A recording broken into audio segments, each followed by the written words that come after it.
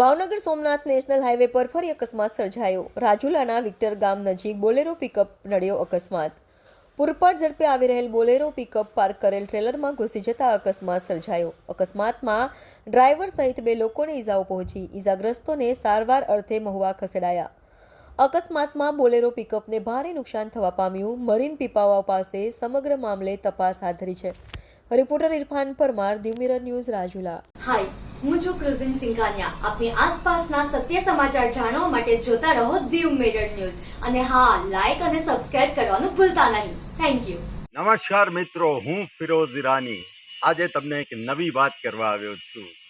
Diu mirror news જોતા રહો, subscribe કરવાનું ભૂલતા નહીં અને શેર કરવાનું પણ ભૂલતા નહીં। સત્યની સાથે જોડાતા રહો।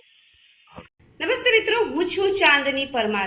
આપની મનપસંદ ચેનલ એટલે કે દીવ મિરર ન્યૂઝ ચેનલને લાઈક કરો, શેર કરો અને ફોલો કરો અને હા, તેમાં દરરોજ તાજા સમાચાર જોવાનું ભૂલશો નહીં। દીવ મિરર ન્યૂઝ દરરોજ લાઈવ અપડેટ, ગુજરાત રાજ્ય, દેશ, દુનિયાના તમામ બ્રેકિંગ સમાચારો નિહાળો દીવ મિરર ન્યૂઝ ચેનલ પર।